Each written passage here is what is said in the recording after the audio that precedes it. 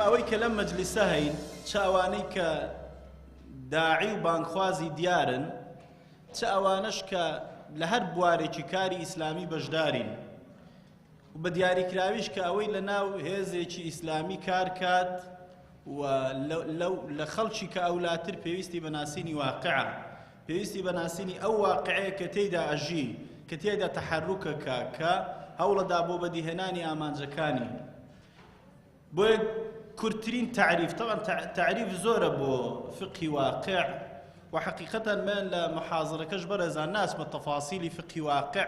بو أندازية من لسر فهمي واقع وستين واقع وكخوي بناسين و هنگاو بنين بو أويكا هنگاو كان من دروز بي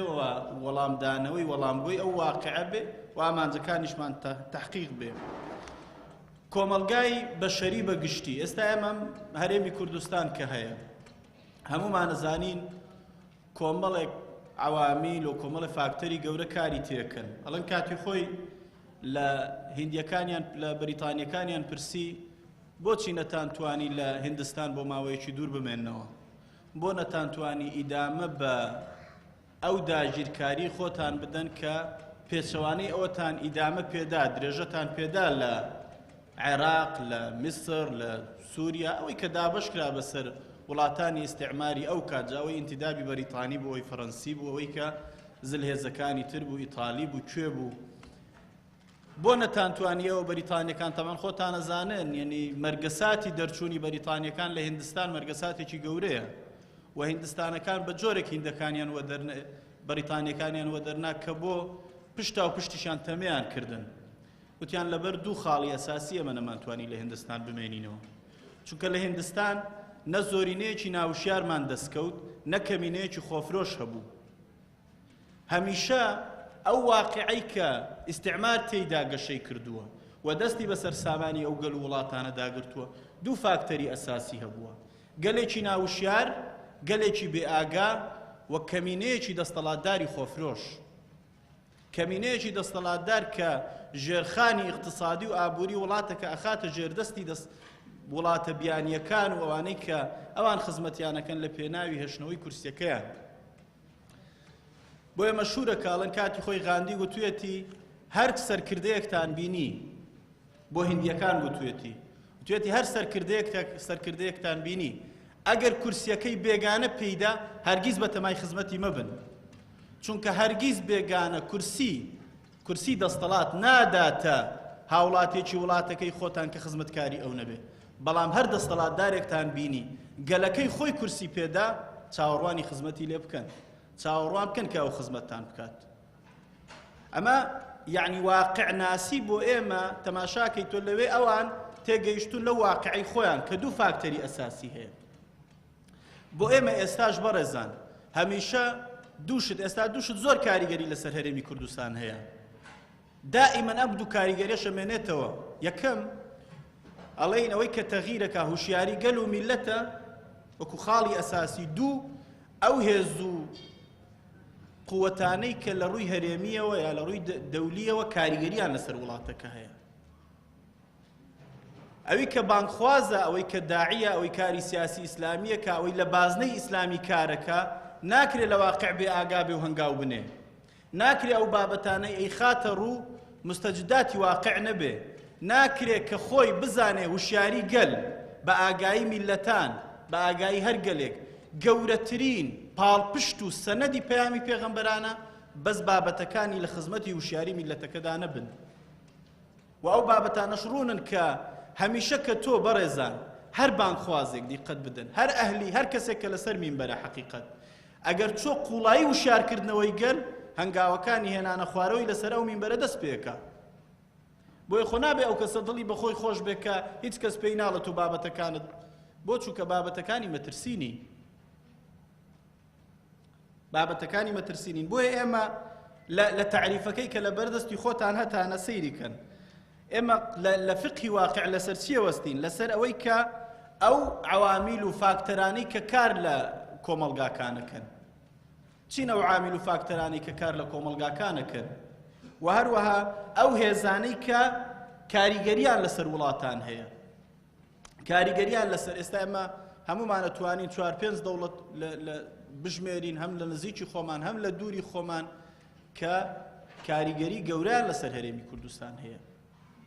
لانیکەم بەڕێزان ینی بۆ معلوماتتان چاوپۆشی ئەوانە کە ساڵێک و ئەوەندە مانگە بەسەر ئەو واقعی هەرێمی کوردستاندا تێپەڕیوە و هیچ کەسێ دەنگی لێ نایە. هەر لە پایتەختی هەرێمی کوردستان کە مەیدانی دەیەها قونسوڵە بۆ ئەوە عێراقە کە سەفارەتی هەموو ئەو وڵاتانەی لێە، ئەو وڵاتانەی کە بۆ خۆیان بانگەشەی دیموکراسیەکەن، بانگەشەی ئازادیەکەن، بانگەشەی دەسەڵاتی گەلەکەن، بانگەشەی ئەوەکەن پەرلەمانەکەی لە کار خراوەوە ڕۆڵی نییە و هیچ تەئسیراتی نییە، سەرۆک و سکرتێر و جێگر و ستافەکەشیان لە ماڵەوەن و هیچ کەسیش قسە ناکا. بۆچی؟ خۆ بەشێکی پەیوەستە بەو هێزانەی کە کاریگەریان لەسەر معادلەکان هەیە لە هەرێمی کوردستان. و هەروەها فقی واقع ئاشنابوونە کە من وازانم یەکێ لە بابەتەکانی دەورەکەی ئێوەش مەسەلەی شوبوهاتە کە دواتر باسەکرێ. ئەو زەعزەعە و شوبوهاتەی بە بەردەوامی ئەخرێتە ناو بەردەم بانگخوازان و بۆ پەیامەکەی ئێمەش دروستەکرێت. خۆ مشکلەی گەورە ئەوە نییە کە زۆر جار دوعات و بانگخوازەکان ئاگاداری زەعزەعەکە نین. مشکلاوەیە ئەوی کە ئاگاداریشە زۆر جار وەڵامی دروستی پێ نییە بۆ ئەو زەعزەعەی کە دروستە بێ. بۆیە ئەو زەعزەعەی کە ئێمە زۆر جار سەیرەکەین تۆ بە ئاراستەیەکدا ئەچی، ئاراستەیەکی دروستت گرتو وەکو بانگخوازێک، وەکو هێزێکی ئیسلامی ئەسڵەن بەرنامەی خۆتت هەیە هەنگاوەنەی لە ڕێگاوە چەندی شتت بۆ دروستەکرێ. ئێمە هەمیشە زۆر جار لە ڕێگاوە لەگەڵ تو لە ڕێگاکان لا ئەدەین لە ئامانجەکە دوور کەوتوینەوە بێ ئاگالەوەی کە ئەم تو لە ڕێیانەی کە بۆمان دروستکراون بۆ ئەوەن لە ئامانجە حەقیقیەکە دوورکەوینەوە. ئەسڵوا تۆ ئاور نەدەیتەوە بەلای ئەو تو لە ڕێیانەی کە هەیە. سەلاحەدینی ئەیوبی ئەڵێ من ڕوبەڕووی زۆر سەرکردەی گەورە بوومەوە، بەڵام سەرکردەیەک کە زۆر سەرنجی ڕاکێشام تەمان هەمووتان باسی قەلب الئەسەدتان بیستووە کە هەیە. ئەڵێ من ئەو کە لە کەناری عەکا ڕۆیش کە لە کەناری دەریاوە ڕۆیش بەرەو عەکا، ئەڵێ زۆر ویستم لە ڕێگا سەرنجی لەسەر عەکا لادەم، چونکە ئەمزانی ئەو شورایی کە لە دەوری عەکا دروستمان کردووە بەرگەی هێرشی قەلب الئەسەد ناگرێ. ئەڵێ چەند کردم، ئەڵێ حتا ئەخیریان ئەوەی کە ئەخیر خۆم سەرپەرشتیم کرد، ئەڵێ هەرگیز قەلب الئەسەد لای نەدا، بەس بەرەو عەکا ڕۆشت. ئەڵێ هیچ گوێی نەدا ئەو کەمینانەی لە ڕێگا بۆمان دروستکردن لا بەلاویسمان سەرنجیان لادەین بەرەو ئەوە. ئەڵێ ئەخیرەن بە پەلە فریا کەوتم کە خۆم فریای عەکا بکەومەوە. بۆچی؟ چونکە سەرکردەی گەورە تێگا کە ئامانجە گەورەکەی کوێیە، ناگەڕێتەوە لە ڕێگا. هەموو ئەو شتانەی ئەو ڕێچکانەی کە دێنە ڕێگات، بەڵام ئەوەی کە واقع بۆ خۆی بناسێ دائیمەن یەکەم ئەزانێ ئەمە واقعەکە کە تو کاری تێداکەی و تەحەڕوکی تێداکەی کۆمەڵێ هۆکار تەئسیریان لەسەری هەیە. ئەم هۆکارانە باشە ناسی، هۆکاری ئیقلیمی بن، دەولی بن، سیاسی بێ، اقتصادی بێ، باشە زانی ئەو هۆکارانە چین و باشە زانی کێ مەترسیە لەسەر بانگەوازەکەی تۆ. پاشان